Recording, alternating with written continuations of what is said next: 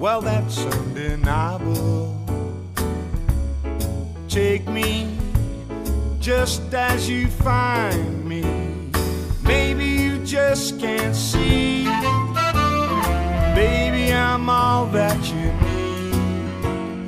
Maybe I thought that's what you like to... Buenas tardes, amigos de la Facultad de Derecho de México y del mundo. El día de hoy tenemos una conversación muy prometedora. Recibimos en la antigua Escuela de Jurisprudencia al maestro Gerardo Laveaga. Josimar, encantado de estar en Proyecto Grado Cero con ustedes.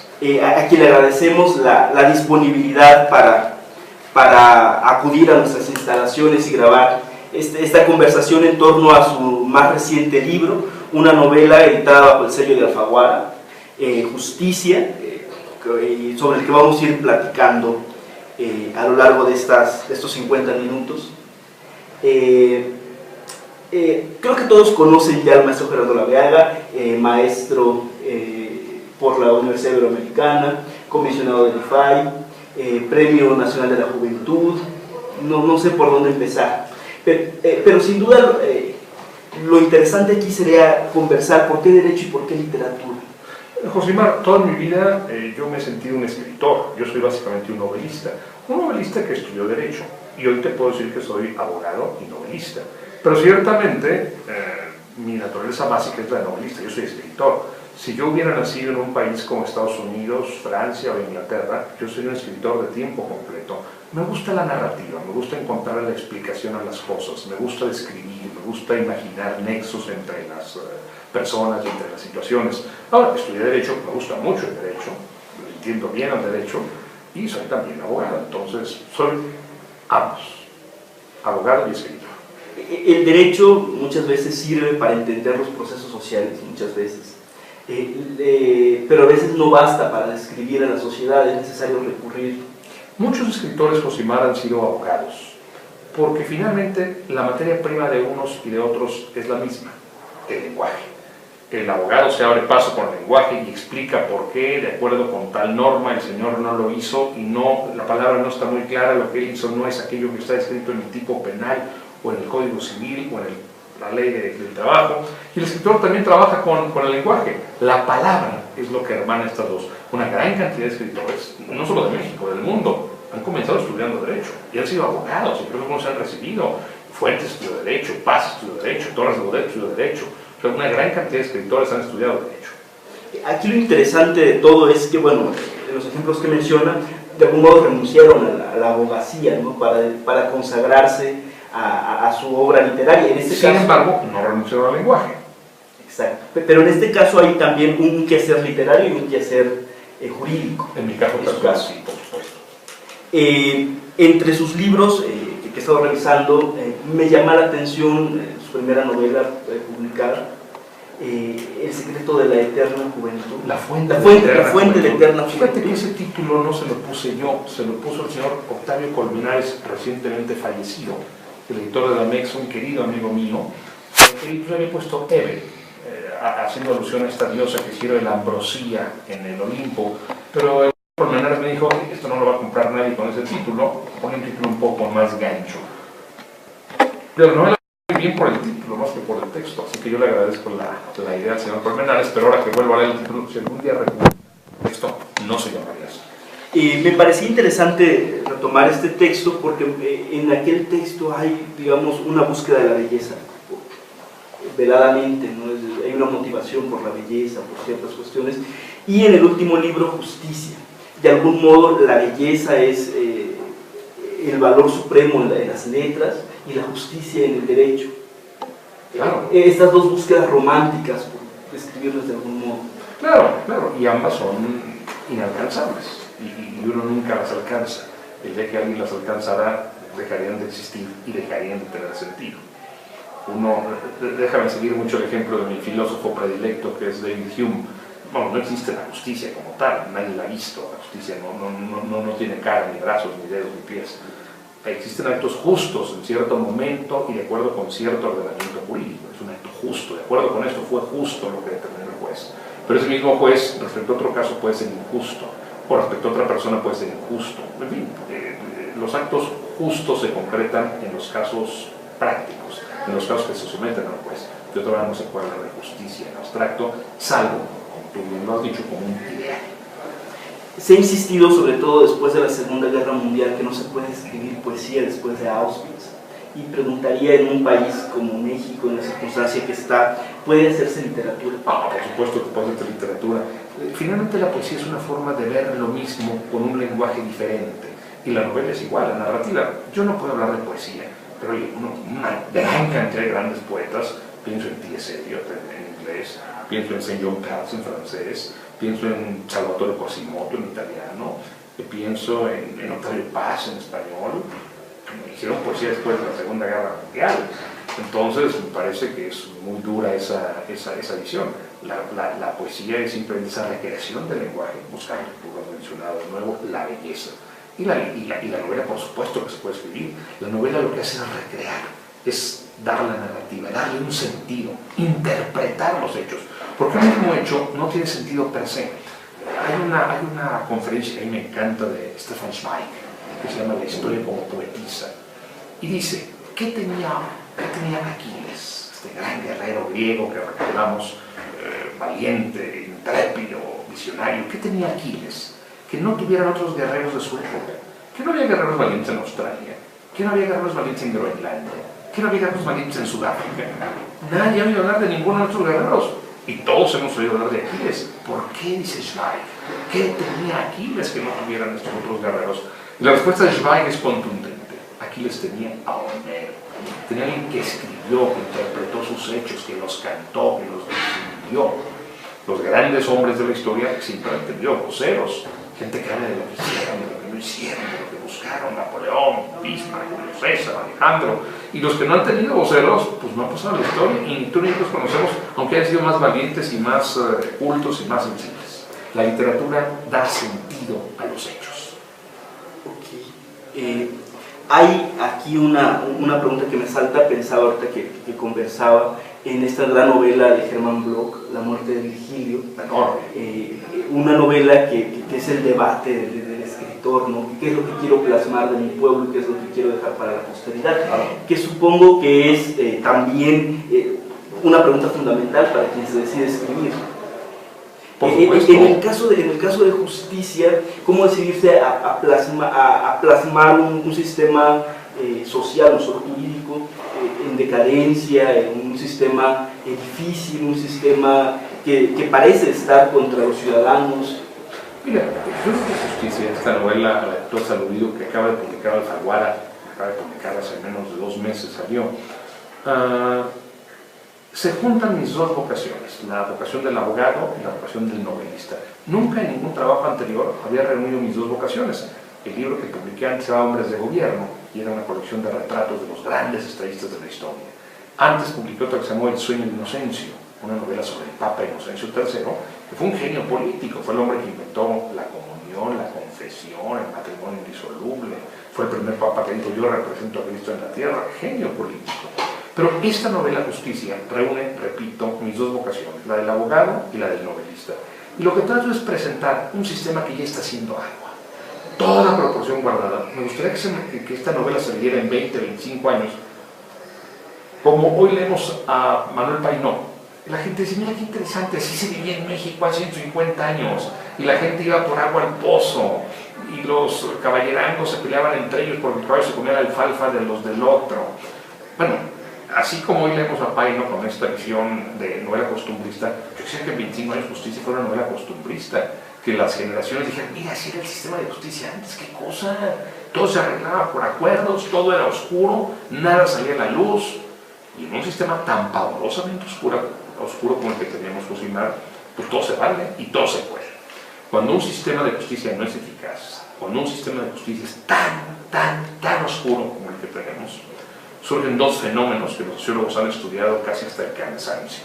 Uno es la corrupción. La gente dice, yo no entro en sus laberintos ni de risa. Señor juez, ¿cuánto me cuesta esto? El señor MP, ¿cuánto tengo que dar? Policía, ¿cuánto te doy? Señor magistrado, a ver, ¿cómo nos arreglamos? Porque yo no voy a entrar a estos laberintos tan horribles y tan complejos, de ninguna manera. Es un fenómeno la corrupción, cuando hay tantas leyes y son tan complejas estas leyes. La otra, el otro fenómeno, es la violencia. O sea, yo ni le entro al sistema enredado, ni voy a pagarle dinero a un corrupto. Yo lo que voy a hacer es con 2 tiros arreglo el problema. Y mi novela Justicia presenta este sistema muy oscuro, donde se presentan en distintas modalidades estos dos fenómenos. La corrupción por un lado y la violencia por el otro. Muchos de los personajes hacen justicia por su propia mano. Hay varias escenas en que incluso hay un personaje, incluso es la justicia de cada personaje. No tienes que ser un juez para hacer justicia. Yo de pronto me puedo sentir agraviado y como no voy a acudir a este sistema, pues yo me tomo la justicia por mi mano. Yo mato, yo violo, yo quemo para hacer justicia. Es una forma de entender la justicia cuando el sistema no te está respondiendo. Flaubert, por ejemplo, acuñó una frase maravillosa: Madame Bovary soy yo. ¿Quién es Gerardo Laverne de los personajes? Todos. Es ese idealista que entra al gobierno y descubre que no hay mucho que hacer. Es la persona común y corriente que anda siempre en la búsqueda de algo mejor. Es también quien quiere evadir la justicia de alguna manera. ¿Quién soy? Soy todos. Pues yo creo que todos los personajes somos, todos los escritores somos todos los personajes de nuestras novelas. Todos los personajes tienen algo mío. Tienen, déjame decirlo en términos científicos, tienen el ADN de su autor. Tienen una gotita de sangre mía que los ha reproducido y que los ha duplicado con distintas características. Hay un taxista que está hasta el gorro del tráfico de la ciudad. Oye, eso yo lo experimento todos los días en mi trayecto de mi oficina a casa. O sea, qué tráfico, qué demonios, ya cerraron este camino, ya cerraron este otro, están haciendo un puente aquí, están haciendo un pasaje acá, que es agradable y te paran, y un camino que tendrías que hacer en 5 minutos, en 20, vamos, eso me pasa todos los días. Yo te puedo decir que este personaje que podría parecer tan distante a mí, pues tiene algo mío. Y también la niña idealista quiere cambiar el mundo y que se choca una y otra vez con la realidad, tiene algo mío, por supuesto. Y también el ministro de la Suprema Corte, que se da cuenta que es muy poco lo que puede hacer, dice, lo poquito que puedo hacer lo voy a hacer aquí. ¿Para qué renuncio si yo puedo hacer una pequeña aportación? Bueno, no será lo que yo hubiera querido, no es lo que yo soñé cuando era joven, pero bueno, algo puedo hacer. Yo creo que soy todos los personajes, Josimar, en mayor o menor medida. Nos queda claro que su labor como funcionario público, como abogado, ha aportado la gran temática de justicia, ¿no? Esta visión distinta. ¿Qué cosa ha aportado el quehacer literario a sus otras funciones, a su labor como abogado? Mira, como abogado he trabajado mucho por tener un sistema mucho más transparente. Como director del Instituto Nacional de Ciencias Penales, que lo fui durante más de 10 años, impulsamos con gran entusiasmo el sistema acusatorio. Como tú lo sabes y todos los abogados lo saben, en 2016 tiene que estar esto terminado. Yo no estoy seguro de que vaya a estar hasta el 2016. Estoy diciendo algo terrible, porque la idea es que así sea. Pero yo no estoy seguro que vaya a pasar. Pero ya hay una meta, ya hay un plazo, ya tenemos una estrella polar, ya tenemos un objetivo. En 2016 tenemos que estar ahí. Y se espera que todos los estados y todos los municipios y la federación, naturalmente, tengan ya todo arreglado para que nuestros juicios sean transparentes. Primero, para que los asuntos menores puedan dirimirse con un arreglo amistoso entre las partes. Es un asunto entre tú y yo le pegué a tu coche, no vamos a hacer un juicio por un coche que a nadie le importa. ¿Cuánto costó el golpe? 2,000 pesos, aquí están 2,000 pesos, nosotros 500 por el daño que te ocasioné, y se acabó. Y esto no se lleva a juicio. Eso tiene muy asustados a muchos, tiene muy asustados a los abogados que viven de esto, a los jueces que ven que se les va de las manos su pequeño poder, agentes del MP que piensan que ya no van a poder lucrar en este escenario, en que tú y yo no ponemos de acuerdo, ya no hay que ir a juicio. Pero la mayoría de los asuntos en este sistema nuevo, que tiene que estar en vigor en 2016, sería lo ideal, la mayoría de los asuntos se van a arreglar de manera amistosa entre las partes. Pero hay asuntos que no se pueden arreglar de manera amistosa entre las partes. Si tú matas a mi madre, yo mato a la tuya, tú matas a mis hijos, o tú haces un fraude espantoso, eso no se puede arreglar entre partes. Y eso tiene que llevarse a juicio. Pero no en un juicio oscuro, no en un juicio donde también acaban arreglándose, nada más que en lugares mucho más sofisticados y a un precio mucho más alto. Eso va a llevar a la vista de todo el mundo. El artículo 17 de la Constitución dice: todos los jueces tienen que explicar sus sentencias en una audiencia. Eso dice el artículo 17 de nuestra Constitución. Ahora, no está reglamentado, y muchos jueces están muy asustados con esto. Y en 2016 les espera de manera irremediable. ¿Van a hacer algo para atrasarlo? ¿Van a sufrir una prórroga? No lo sé, pero estamos caminando. Yo te puedo decir que los últimos 10 años de mi vida he trabajado denodadamente para tener ese sistema. Eso en cuanto al derecho. Ahora, la justicia, bueno, es una forma de decir, yo quisiera dejar una fotografía de cómo es esto antes. Imagínate que pronto vas a mudar de casa y te tocas una ruina, la van a reconstruir, pues como se toma una casa en las ruinas que tenía, como para decir, mira, así está esto antes. Digo, igual no nos mudamos, igual seguimos viviendo en la ruina y entonces me voy a sentir asustadísimo que dentro de 25 años la gente diga, ¿qué vigencia tiene esta novela? Parece que escribió hoy. Eso sí me causaría un escalofrío, pues, elementos diegéticos y extradiegéticos en la novela. Por un lado, parece que es una ciudad cualquiera. Por otro lado, parece que podemos identificar esta ciudad. Bueno, es la Ciudad de México, bueno, no hay duda, y sale el Ángel de la Independencia, y sale el Paseo de la Reforma, y sale la colonia Santa María de la Ribera. Ahí empieza, en el kiosco de Santa María de la Ribera, en el kiosco Morisco. O sea, no hay duda que es la Ciudad de México. Y existe también el vínculo a ciertas instituciones, como bien ha comentado el INACIPE, por ejemplo. Claro, la Suprema Corte. La Suprema Corte de Justicia, pero también hay la Escuela Libre de Derecho, en donde yo estudié. Hay otros elementos que se trataron de modificar, como ciertos cargos de funcionarios públicos. Sí, para evitar lastimar susceptibilidades, porque la novela no es una denuncia. La novela no es una denuncia concreta de usted, el funcionario Juan Pérez hizo esto, y usted es responsable de tal o cual. No.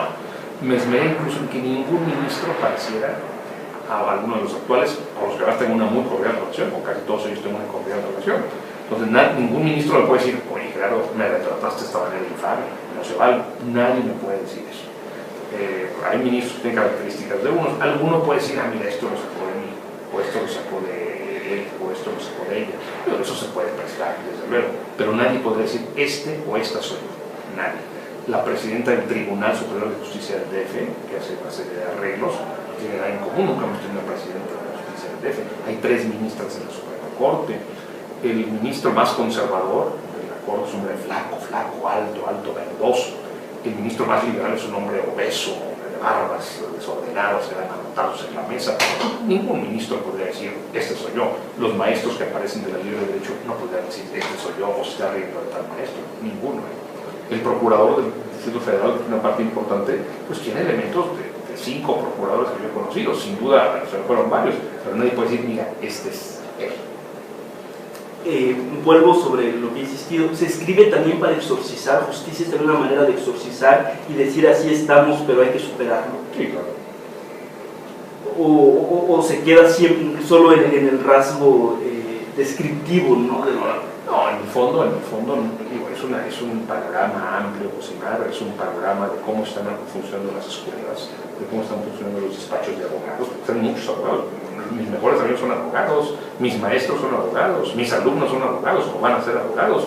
Entonces yo no podría lanzarme en concreto contra un alumno, o un maestro, o un compañero de trabajo, o un antiguo jefe. Nunca lo haría. Sería deslealtad y no es mi estilo. Pero sí puedo juntar rasgos que todos ellos alguna vez han denunciado. Por ejemplo, en la escuela, la protagonista Emilia está sentada en la escuela y dice, ¿para qué diablos me siguen a aprender cómo se manutía esclavos hace 2500 años? Y eso hoy se está aprendiendo en la Libre de Derecho. Les estar enseñando como las fórmulas para manumitir esclavos. Hay 18 formas de manumitir esclavos. Ya no hay esclavos, ¿ya para qué aprenden eso? La gente dice, bueno, es que para que tengan una mención, no, qué horror, pues eso a mí me alarma. Pero no estoy denunciando al maestro tal o cual, que además es mi amigo, que me dio derecho romano. Quizá no le guste el tono en que yo me refiero a su materia, pero ciertamente no es serio. Estoy hablando del derecho romano, de la inutilidad de una gran cantidad de cosas que hoy estamos aprendiendo en las escuelas de derecho. ¿Es posible la justicia? De la lectura de la novela me parece a veces que ningún acto justo propuesto se alcanza. Parece que la adversidad es más real, parece que los factores contrarios a la justicia son más tangibles. En un sistema tan oscuro como el nuestro, repito, todo puede ocurrir. En un sistema tan opaco como el que tenemos y que tenemos que deshacernos de él a la brevedad posible, todo puede pasar. Y en la novela los responsables quedan libres y los inocentes van a prisión.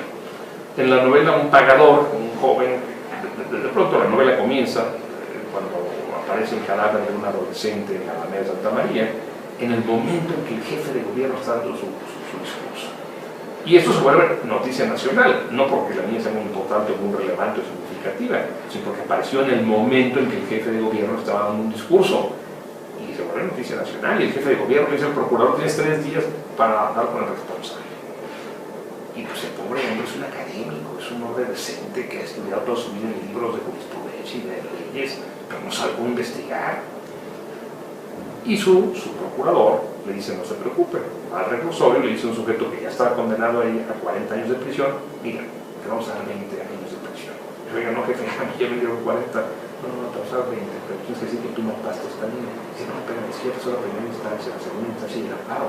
Ya me confirmaron mis 20 años, mis 40 años. Bueno, tú dices eso hoy en el noticiario, y pues ahora no pierdo nada. El muchacho sale, yo la maté, era una tal por cual, y por eso la maté. 20 años de prisión. El mito que se ha condenado, es un fabricante, una fabricación. Yo no estoy denunciando ningún caso concreto. Lo que digo es que en un sistema tan oscuro como el que tenemos, Josimar, puede pasar eso y mucho más. En este personaje que mencionaba del procurador, hay también una crítica a este mundo académico de gente muy preparada, pero que a la hora que se enfrenta a la realidad descubre que es totalmente otra cosa. Bueno, no es una crítica, ahí sí es una descripción, porque eso pasa muy a menudo. A menudo ponen a personas con un perfil de honestidad, de rigor académico, intelectuales, que no saben cómo se maneja el mundo real. Ahora, yo también he dicho muchas veces que es un disparate que la Procuraduría sea una agencia de investigación. En ningún país desarrollado la Fiscalía se dedica a investigar en términos policíacos, pero está la policía. Lo que hace una Fiscalía es probar los hechos ante un tribunal. Con lo que me da la policía, con los insumos que me da la policía, yo fiscal voy con el juez y le digo, señor juez, ese sujeto que la policía demostró que hizo esto y esto debe ser condenado 30 años, por esto y por esto. Y el defensor dice, error. El juego de lenguaje que hablábamos al principio, no es por eso, porque el artículo dice otra cosa y el sujeto hizo esto sí, pero no aquello que le está cargando el señor fiscal. En muchos países el fiscal nunca conoce a los detenidos, siempre está hablando de un caso abstracto. Y aquí el fiscal es un policía que va al lugar de los hechos y que interroga a los delincuentes. Eso no se hace. Entonces, también es una crítica a un sistema donde la Procuración de Justicia se ha convertido en una actividad policíaca. Horror, pero eso pasa.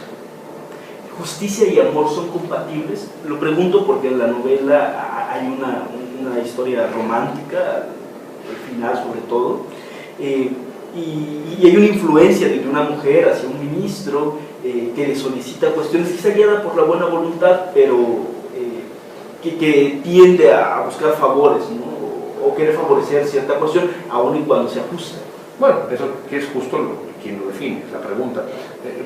Tu pregunta es, ¿son compatibles justicia y amor? En su ensayo famoso de Hans Kelsen, empieza con un superamor. Cuando trata de definir justicia, dice, ¿qué pasa cuando dos hombres igualmente competentes, guapos, inteligentes, laboriosos, cortejan a una joven? La joven se decide por A o por B, pero aquel por el que no se decidió, a lo mejor no siempre es muy justa. Es un ejemplo como la justicia tiene que ver en todos los ámbitos, hasta en el amor, que el ejemplo no es mío, es de Hans Kelsen.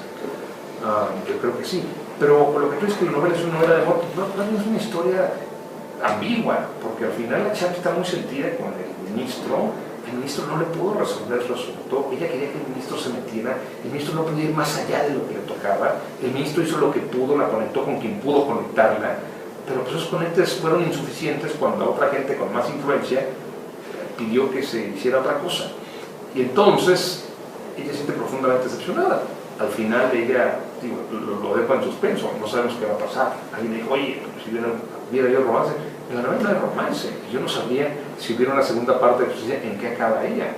O sea, él está enamoradísimo de ella. El ministro es un ministro divorciado, está profundamente enamorado de su colaboradora. La lleva a Puebla, la lleva a Sinaloa, la lleva a un montón de lugares, la lleva a Chihuahua, a distintas giras que va haciendo el ministro, y él está profundamente enamorado de ella, pero que ella no está totalmente enamorada de él. Dice, tú puedes ser mi padre. Y bueno, la verdad es que ella lo utiliza de alguna manera para que haga justicia y al final no se puede hacer. Queda ambiguo, ¿eh? Qué bueno que tú interpretaste con una visión positiva, pero bueno, algunos lectores no lo han interpretado así. Lo estaba pensando sobre todo por este ensayo de Paul Ricoeur, Amor y Justicia, donde vincula precisamente que el fundamento de la justicia es el amor. El amor no entendida como conducta o manifestación, sino como ideal. Y la justicia también, obviamente, como un ideal a alcanzar. Paul Ricoeur lo traslada desde los textos veterotestamentarios y es un análisis bastante interesante. Y por eso me asaltaba la duda en esta parte. Yo creo que cuando juegas con el lenguaje, como lo hace magistralmente Paul Ricoeur, puedes relacionar todo: justicia, libertad, amor, democracia, tolerancia, benevolencia, odio, justicia y odio, odio y paz, libertad y democracia. Todo lo puedes relacionar, es lo bonito de las palabras. Tú con las palabras puedes entretejer todos los ideales y darlos un sentido y aterrizarlos. Es la magia del lenguaje. Hay sin duda en el derecho siempre influencias que nos marcan, ¿no? Pensadores que nos van marcando, pero también lo hay en la literatura. ¿Cuáles son tus paradigmas?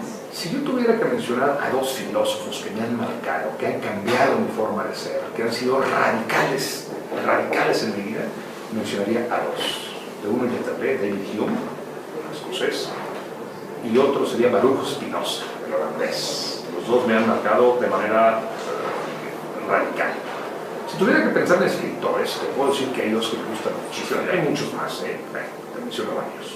Uno, fundamental, Henrik Ibsen, el dramaturgo noruego. Dos horas son críticas. Creo que en Escocia hay mucho de Ibsen.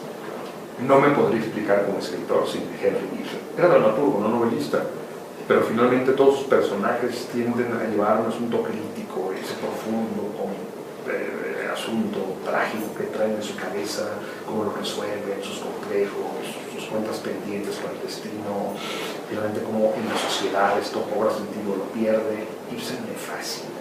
Fue el gran promotor de la liberación femenina, casi todos sus grandes personajes son mujeres. Me gusta mucho, ya hablando de estilos literarios, me gusta mucho Ernest Hemingway. Hemingway tiene un lenguaje muy práctico, muy escueto, siempre al grano. Yo procuro imitar a Hemingway cuando escribo. Y bueno, si en español, si en inglés yo lo hago en español, pero Hemingway me encanta. Otros autores que han influido mucho en mi vida, pero puedo mencionar a Albert Camus, me gusta mucho Camus. Camus me parece deslumbrante. Y si tengo que pensar en abogados, yo pensaría en algunos abogados, por ejemplo, en Edward Coke. Edward Coke es el primer jurista que se enfrenta al rey de Inglaterra, al rey Jacobo I, para decirle: usted no está por encima de la ley. Finalmente Jacobo se va a pelear con él. Era muy difícil pelearse con Coke, porque era un hombre muy rico. Entonces ni el rey lo podía haber destruido como hubiera querido hacer. Y Coke, con toda su fuerza, se enfrenta al rey, y los libros de Coke van a incidir más tarde en la Revolución Norteamericana, en la Revolución Francesa, y antes, en que le cortan la cabeza a Carlos I, fue el padre de la protección de los derechos humanos. Edward Coke, me encanta, y en mi oficina tengo un retrato muy grande y muy bonito de Edward Coke. Si yo tuviera que quedarme con un solo jurista, me quedaría con él. Me sorprendió y hubiese pensado quizá en Balzac, no sé por qué, como influencia primera, pero me ha sorprendido verdaderamente. Pero también en el derecho y en la literatura surgen escuelas o movimientos que se empatan en el tiempo.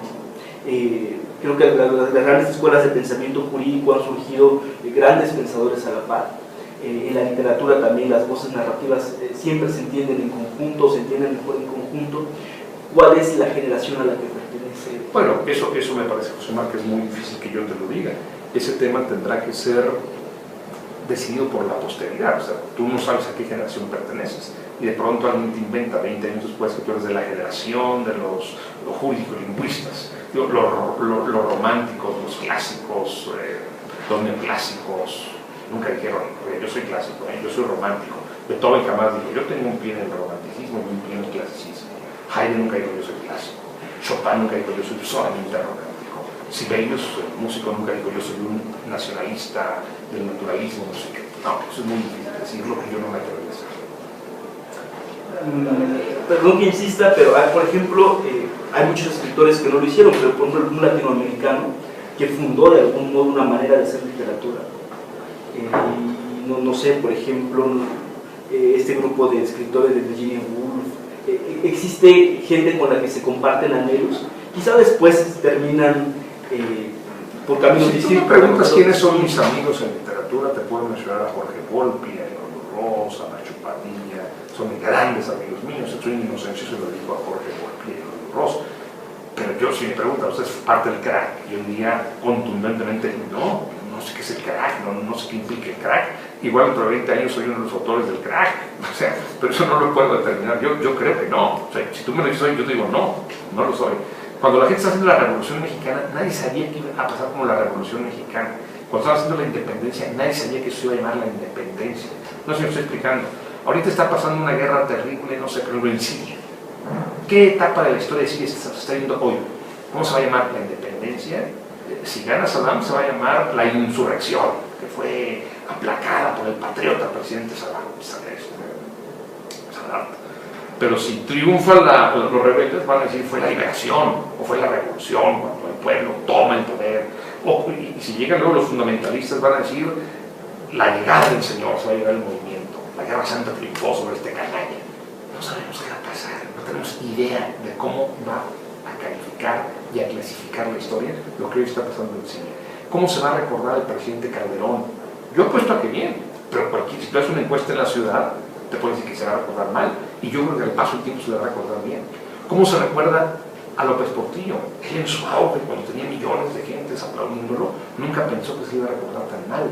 O sea, esto es tan subjetivo, tan y van cambiando, las cosas van cambiando. La historia, si algo nos enseña la historia, es que todo esto va cambiando con la narrativa. Los héroes de ayer pueden ser los villanos de hoy. O al revés, hoy rescatamos a héroes que antes eran villanos. Y hoy, ¿cómo no le dimos su lugar? Hay que poner este lugar y hay que entronizarlo. Incluso con los escritores pasa muy a menudo. Con Josimar, perdóname, no te puedo contestar yo esa pregunta. Cuando le preguntan a Xu Enlai, el premier de Mao, el presidente Mao Zedong, le preguntaron cómo siente la Revolución Francesa. Le preguntan a la premier, y Xu Enlai da una respuesta muy sabia y dice, pues es muy reciente, esto no tiene ni 200 años, yo no me atrevería a dar una opinión, es algo muy, muy reciente para opinar. La historia, al parecer, la siguen escribiendo los vencedores o quien en ese momento puede arrogarse la victoria. Las nuevas dinámicas sociales, por ejemplo, a través de redes sociales, cambian esta visión de la historia. No sabemos. O sea, hay análisis de qué influencia tienen las redes sociales. Unos dicen enorme, contundente, esto está transformando el mundo. Y otros dicen es mínima. No es mínima, la gente se comunica más, pero no cambia nada. Entonces la gente insulta y te dice, usted es un político corrupto, usted es un pendejo, usted es un lamerotas, pero eso está cambiando algo. Pues no lo sabemos. Lo vamos a ver dentro de muchos años. O sea, esa es la tragedia, es la magia y la tragedia de la historia. Y a ti y a mí nos gusta mucho la historia y sabemos que no podemos decir qué etapa estamos viviendo. O sea, tú no sabes, por ejemplo, si esta es la última entrevista que haces con yo. A lo mejor nos cae un ladrillo en la cabeza saliendo de aquí. Y la gente va a decir, la última entrevista que hizo Josimar, o la última entrevista que dio Gerardo, fue con Josimar, o fue con Gerardo, al revés. Tú no lo sabes, tú no sabes qué momento tú estás viviendo hoy. Tú no sabes si estás empezando tu carrera, pero estás terminando, yo tampoco. Entonces, si eso pasa con un individuo, pues con mucha más razón pasa con un país o con una nación. De algún modo es la preponderancia del hoy, de la hora, del actuar aquí. Pero sobre todo pienso cuando se proyecta una idea de Estado, de nación, de país, no se puede pensar solamente en el hoy y en el ahora, hay que proyectarse al futuro. Claro, por supuesto, pero finalmente eso lo hacen, como tú muy bien has dicho, las generaciones vencedoras de lo futuro. Un hombre como Jesús de Nazaret, sobre el que escribí alguna vez, pues murió crucificado y olvidado y nadie se acordó de él. Y estuvo olvidado durante años y años y años. Y de repente alguien lo rescata. Digo, ojo, ojo. Pero eso podría pasar, por ejemplo, pienso en esta mujer, esta activista de los derechos humanos que murió, Digna Ochoa. Imagínate que de repente surja un grupo económico muy fuerte que quiere rescatar a Digna Ochoa y presentarla como la redentora de México, como la gran mujer. Y se le hizo un monumento enorme en paso de la reforma, Digna Ochoa alzando la mano, rompiendo cadenas. Y las generaciones siguientes, tus hijos y los míos, o tus nietos y los míos, pues yo, ¿quién fue Digna Ochoa? Fue la gran mujer que sacudió al país y que le hizo ver el parteaguas en que se hallaba. ¿Quiénes se acuerdan de Digna Ochoa hoy? O muy pocos, no se lo estoy explicando. O sea, eso va a depender de un montón de cosas. Y aquí entra la literatura. Como la historia, como poetisa, uso el ejemplo de Zweig, va a convertir, va a transformar, no la realidad, la interpretación que tú tienes de la realidad. Esa es la magia de la literatura, y es una magia que comparte la historia también. Clio, la musa de la historia, nos va diciendo quién es el bueno, quién es el malo, y los buenos de hoy, repito, son los malos de ayer. Las sociedades se unifican a través de mitos fundacionales, Sí. Hemos visto. La justicia también como ideal es un mito, entonces. Y por eso... Es un ideal, no es un mito, es un ideal. y como ideal nunca se puede alcanzar. No, evidentemente no. El día que se alcance ya deja de ser interesante, ya deja de ser un puerto al que tenemos que llegar. ¿En qué puede abonar un escritor hacia el ideal de justicia? Bueno, a interpretar su realidad, como yo lo he intentado en esta novela de justicia. Yo interpreto lo que yo veo y le digo a la gente, señores, vean qué sistema tan oscuro tenemos, vean cómo todo es posible en este sistema. Y a mí me encantaría que mi novela indignara a más de uno, que hay que precipitar y hay que acelerar la transformación de nuestro sistema. Me encantaría que eso pasara, pero tú no lo sabes, pues tú no sabes cómo se va a interpretar mi interpretación. Mira, pienso en escritores. Pienso, por ejemplo, en esta señora, Harry Becker Stowe, la de la cabaña del tío Tom. La gente vivía en esclavitud. Para el mundo era normal la esclavitud. Pero esta señora, una señora muy flaquita y muy bajita, escribe una novela que se llama La cabaña del tío Tom. Mal escrita, en términos literarios es muy mala la novela. Pero habla de cómo los blancos maltratan a los negros, les cortan los pies cuando tratan de escapar, se les dan de azotes. Y mucha gente que no se había dado cuenta de esa realidad, dice, ah, caramba, esto está pasando aquí en mi país, yo no sabía, y se crea un momento de gran indignación que hace un caldo de cultivo muy atractivo para que el norte le exija al sur que acabe con la esclavitud y para que el sur diga nada. Y se hace una guerra terrible. Cuando Lincoln conoce a la señora Harry Becker Stowe, le dice, oiga señora, no sabía que una mujer tan menuda, tan pequeñita, tan delgadita, pudiera ocasionar una guerra tan cruenta como la ocasionó. No la ocasioné, sino presidente, no, usted la ocasionó. Le dijo, bueno, la señora simplemente estaba describiendo lo que ella sentía. ¿Cuándo empieza la gestación de los derechos humanos? Yo creo que empieza, y lo tenemos muy claramente, con una novela de Rousseau, que se llama La Nueva Eloísa, cuando hace empezar a sentir a la gente que las personas de condición social distinta son iguales a los nobles. Cuando el noble se da cuenta que también los pobres sienten, y que también la gente que no es noble tiene sus problemas, y los nobles dicen, oye, es cierto, y está surgiendo el romanticismo. Cuando Rousseau escribió una novela, no dijo, con esta novela empieza el romanticismo francés. No, no estaba pensando en eso. Simplemente escribió una novela que hizo época y que convierte a Rousseau en uno de los más grandes pensadores de la historia de la humanidad. En las primeras páginas de la novela Justicia se alude a la definición clásica de justicia de Lupiano, y pues se define justicia como esta voluntad de dar a cada quien lo que es suyo.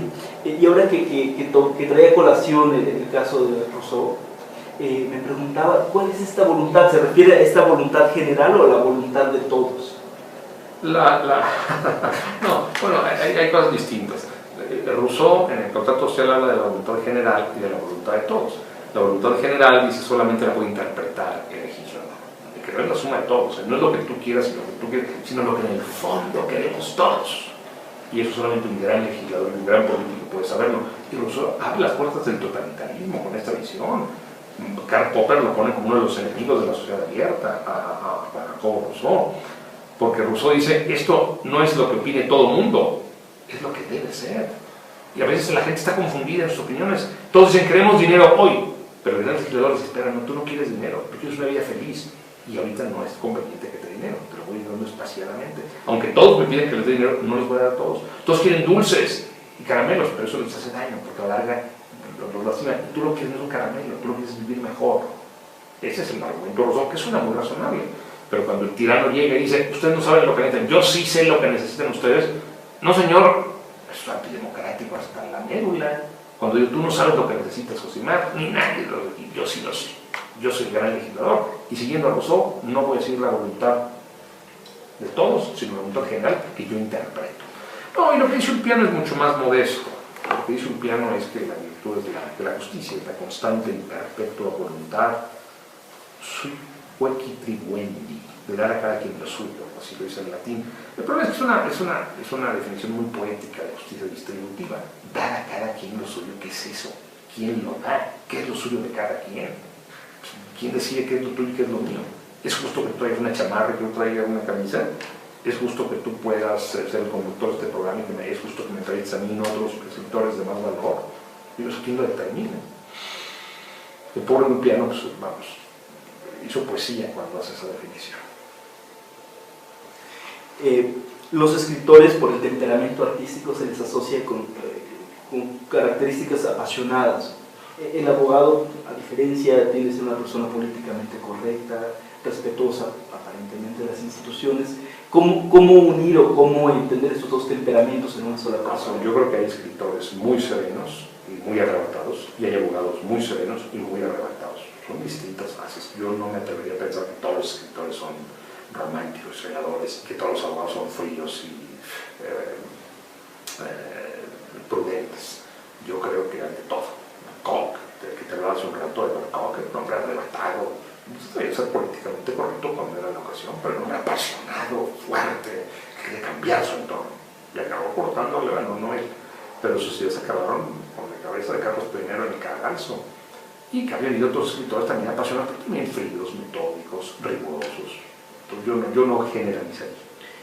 Ahora, si me hablas de alguno en particular, igual podemos platicar de ese escritor o de ese abogado. ¿Cómo se plantea en cuestiones de tiempo, al menos, dos carreras que siempre van a la par, la literaria y la carrera? Esa para mí es una enorme frustración. Te confieso, y te lo dije al principio, que a mí me gustaría haberme podido dedicar tiempo completo a escribir. Pero bueno, ya no lo hice. O sea, mis libros serán juzgados más adelante, pero eso no implica que yo pueda renunciar. No es tan fácil decir renuncio y solo me voy a dedicar a esto. Yo, si de pronto me hiciera un millonario, me sacara de lotería y recibiera millones de dólares, pues me dedicaría solamente a escribir, ya vamos. Eso pasaría a un segundo plano, la actividad del abogado, por supuesto. Pero ¿cómo se plantea el día a día? Digo, porque la escritura es demandante. Sí, ¿a qué escribo? ¿Cómo escribo? Cuando puedo. A diferencia de otros abogados, amigos míos, son muy rigurosos. Yo escribo de 8 a 9 de la mañana, llueve, truene o relampague. Yo escribo 1 hora al día, o 2 horas, no, yo no lo hago. A veces me acuesto tarde escribiendo, pues a veces me levanto temprano escribiendo, a veces un sábado me quedo todo el sábado escribiendo. O sea, le robo tiempo al tiempo, o sea, pero no tengo una rutina. Y bueno, ¿qué detona la escritura? Por ejemplo, se encuentra a veces la historia idónea, es una idea que va madurando con el tiempo. Es una idea que va madurando con el tiempo. Tú no sabes en qué momento maduró. Y un buen día dices, tengo que escribir esta historia.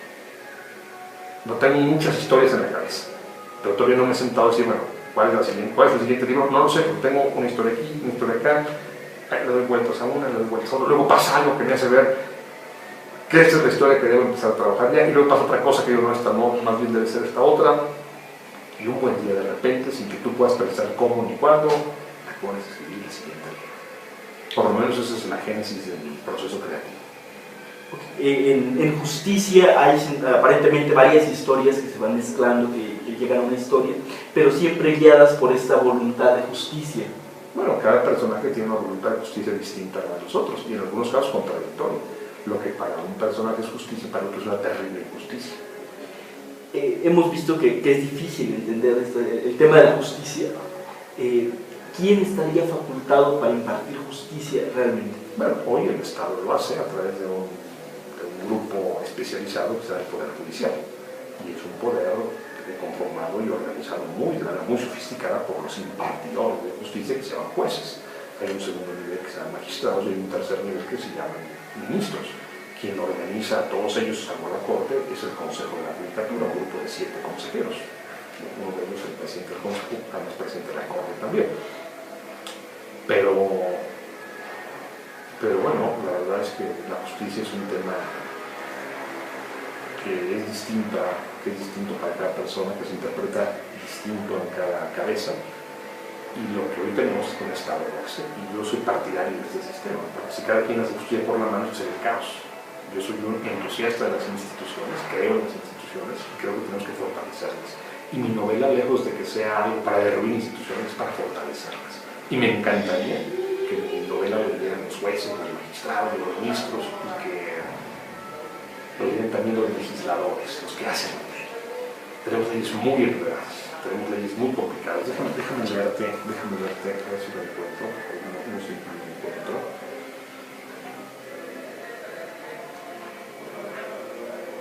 Hay una escena en que una adolescente le pregunta a la estudiante de Derecho Emilia. Se sube en su coche, encuentra la agenda fiscal con casos prácticos y la abre. Y Rosario, que es la adolescente, abre el libro y lee. El ajuste por inflación se determinará multiplicando el saldo promedio diario de la inversión que generen los intereses por el factor que se obtenga de restar la unidad del cociente que resulte de dividir el índice nacional de precios del consumidor del mes más reciente del periodo de inflación entre el citado índice correspondiente al primer mes del periodo. ¿Qué es esto?, pregunta Rosario. La ley del impuesto sobre la renta, explicó Emilia. ¿Tienes que ser muy inteligente para entenderlo?, preguntó Rosario. La verdad, dijo Emilia, es que no lo entiendo muy bien. Pero tú estudias Derecho, ¿no? Eso no quiere decir que entienda todas las leyes, admitió Emilia mientras trabajaba por Reforma. Uno estudia Derecho para explicar a sus clientes qué significan las leyes. Así que mientras más enredadas sean estas, más clientes vas a tener y más te van a pagar para que tú aclares qué quieren decir. Digo, es un poco de error, pero ley es real. Así está la ley escrita, yo no lo inventé, esta es la ley del impuesto de la renta. Y ahí estoy bromeando un poco con eso. Si tengamos unas leyes así, pues es muy difícil aspirar a un sistema de justicia. Yo sí insisto porque para quien estudia Derecho, quien ha estado siempre en contacto con el derecho, parecería que no les ha permitido tener ideales. ¿Por qué? Porque hay que estar siempre con apego a la ley, entendiendo las leyes, interpretándolas para la mejor armonía de la sociedad.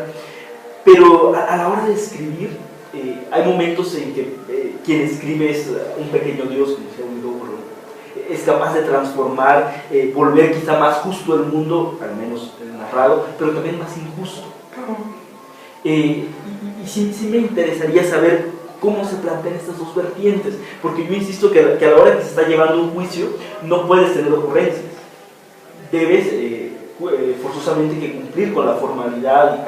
Yo creo que todos tenemos facetas, creo que todos tenemos momentos. Hay un momento en que puedes dedicarte a una cosa y un momento en que puedes dedicarte a otra.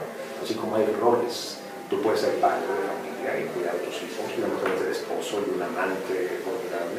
También puedes ser un jefe estricto, puedes ser un empleado hacendoso, puedes ser un locutor comedido, son muchos roles. Entonces casi como decir, ¿cómo puedes ser hermano, hijo, amante y además ser conductor de un programa? Bueno, la verdad es que sí lo puedes hacer. Y en cada uno de ellos tienes que tener un enfoque diferente, sí. Y en cada uno de ellos hay algo del otro, sí, también. Yo creo que en la parte del abogado hay mucho del escritor y en la parte del escritor hay mucho del abogado, por lo menos en mi caso. Pero creo que distingo perfectamente bien cuando estoy en una área y cuando estoy en la otra. Si una persona que va a empezar a estudiar Derecho leyera Justicia, no se arrepentiría de estudiar Derecho. Fíjate que tocas un tema muy interesante, qué bueno que lo hagas, Josimar, porque yo aspiraría, ya te dije que aspiro a varias cosas, pero otra de las cosas a las que aspiraría sería que Justicia fuera una novela que incitara, que incentivara vocaciones, o que al revés, desincentivara estas vocaciones. ¿Qué quiero decir? A mí sí me gustaría honestamente que lo leyeran en tercero de prepa o en segundo de prepa, y que algunos de los que quieran estudiar Derecho, después de leer la ley, ¿sabes qué? Sí, es lo mío. Yo puedo cambiar esto, yo puedo navegar bien en esto y empezar. O al revés, la gente, esto es el Derecho, esto es el Derecho, que niego, yo mejor me dedico a otra cosa, a la medicina, vamos, yo no quiero nada con esto.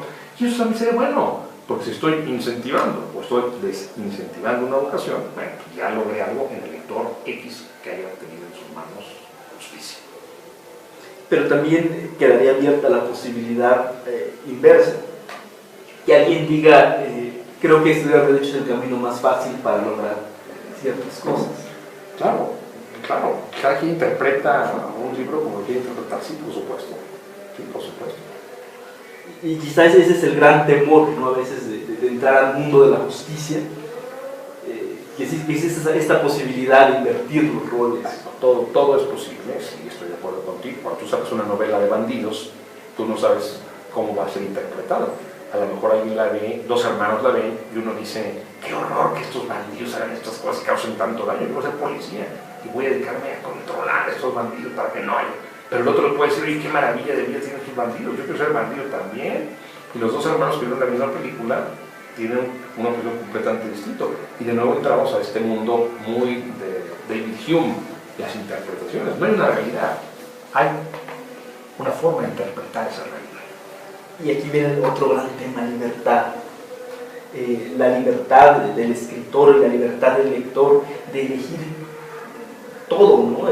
Estar en la gama, puede elegir cualquier cosa. Pero en el mundo del derecho es el mundo también de las restricciones. Sí, claro. Y el derecho siempre, bueno, pretende muchas veces, con el afán de garantizar otras libertades, controlar algunas. Sí, por supuesto. y en el tema de la literatura surge una posibilidad incontrolable. No, todos los escritores tenemos límites. Y la verdad es que en la literatura cada escritor depende de su capacidad, de su talento, de sus vidas, de sus propósitos. En todo, en el arte, en la política, en la guerra, siempre hay límites. El derecho establece sociedades, o funda sociedades, vincula sociedades. La literatura también permite un rasgo de identidad. Le da narrativa a esas sociedades que el derecho organiza, que el derecho cohesiona. La literatura es la narrativa, es lo que le da sentido a las cosas. Cuando se pretende reflexionar en torno al derecho y a la literatura, se piensa siempre como un fenómeno de lenguaje, pero también hay algo que va más allá a los fundamentos éticos, porque el lenguaje no está desvinculado a los temas éticos. No, por supuesto que no. Wittgenstein, otro filósofo muy notable, decía todo el lenguaje finalmente. Y antes que Wittgenstein lo había hecho Platón en su famoso diálogo de Crátilo. Borges, hablando de Crátilo, dice, entonces llegamos a la conclusión de que todo el Nilo, todo el río Nilo, está contenido en la palabra Nilo. Bueno, la verdad es que el lenguaje es fundamental para explicarlo todo. La ética también, la justicia, la moral, lo que debe ser, lo que no debe ser, sí, por supuesto. Ok, bueno, y en este borde del lenguaje y de la palabra justicia, que contiene además de un gran ideal una novela firmada por Gerardo Laveaga, nos despedimos de este episodio de Imaginaria Jurídica, agradeciéndole a Gerardo Laveaga la amabilidad de este tiempo. Josimar, me siento encantado de estar en Proyecto Grado Cero y te felicito por la gran labor que están llevando a cabo. Bueno, muchas gracias y les recomendamos a nuestros oyentes seguirnos en Facebook como Imaginaria Jurídica, descargarnos en iTunes como Imaginaria Jurídica, escucharnos en imaginariajurídica.podomatic.com, leernos en imaginariajurídica.blogspot.com, visitar la página de Proyecto Grado Cero y el canal de videos de Proyecto Grado Cero. Muchas gracias. Gracias a ti, Josimar.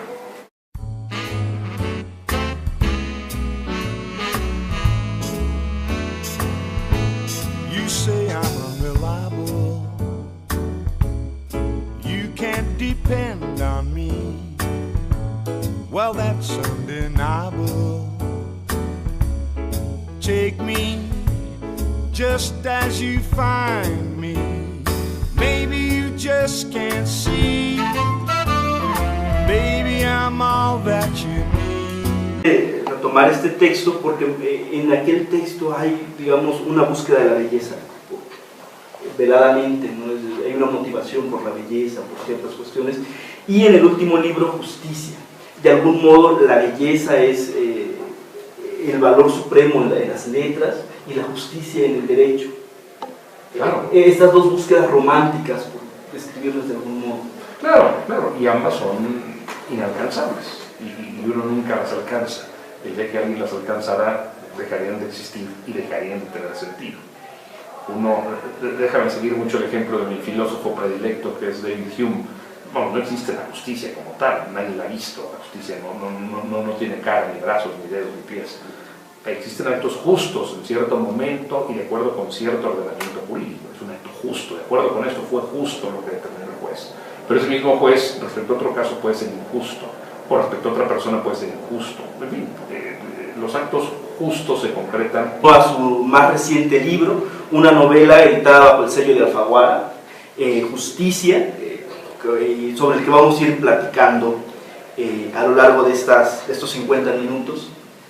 Creo que todos conocen ya al maestro Gerardo Laveaga, maestro por la Universidad Iberoamericana, comisionado del IFAI, Premio Nacional de la Juventud, no sé por dónde empezar, pero sin duda lo interesante aquí sería conversar por qué derecho y por qué literatura. Josimar, toda mi vida yo me he sentido un escritor, yo soy básicamente un novelista que estudió Derecho, y hoy te puedo decir que soy abogado y novelista, pero ciertamente mi naturaleza básica es la de novelista, yo soy escritor. Si yo hubiera nacido en un país como Estados Unidos, Francia o Inglaterra, yo sería un escritor de tiempo completo. Me gusta la narrativa, me gusta encontrar la explicación a las cosas, me gusta describir, me gusta imaginar nexos entre las personas.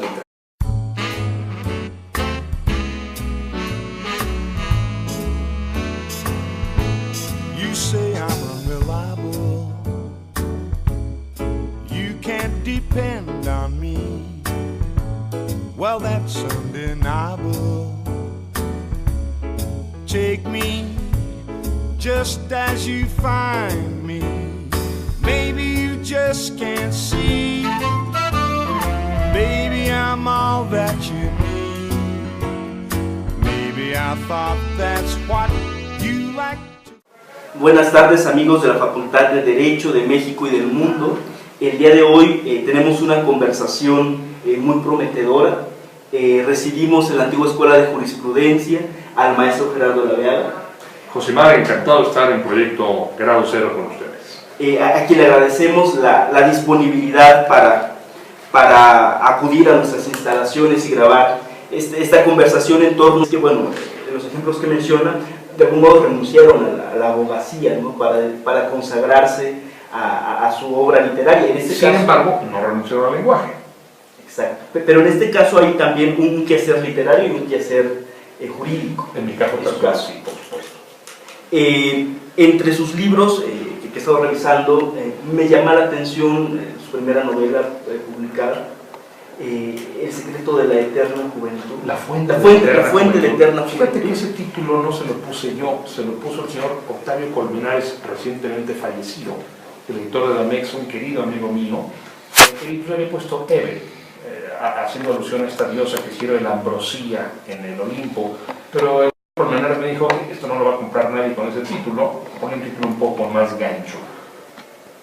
Pero no me la bien por el título, más que por el texto, así que yo le agradezco la idea al señor Colmenares, pero ahora que vuelvo a leer el título, si algún día recuerdo, esto no se llamaría así. Me parecía interesante. Las situaciones. Ahora, estudié Derecho, me gusta mucho el Derecho, lo entiendo bien el Derecho, y soy también abogado, entonces soy ambos, abogado y escritor.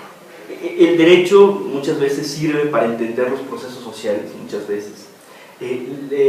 Pero a veces no basta para describir a la sociedad, es necesario recurrir. Muchos escritores, Josimar, han sido abogados, porque finalmente la materia prima de unos y de otros es la misma, el lenguaje. El abogado se abre paso con el lenguaje y explica por qué, de acuerdo con tal norma, el señor no lo hizo y no, la palabra no está muy clara, lo que él hizo no es aquello que está escrito en el tipo penal o en el Código Civil o en la ley del trabajo. Y el escritor también trabaja con el lenguaje. La palabra es lo que hermana estas dos. Una gran cantidad de escritores, no solo de México, del mundo, han comenzado estudiando Derecho y han sido abogados, incluso algunos se han recibido. Fuentes estudió Derecho, Paz estudió Derecho, Torres de Bodet estudió Derecho. O sea, una gran cantidad de escritores han estudiado Derecho. Aquí lo interesante de todo es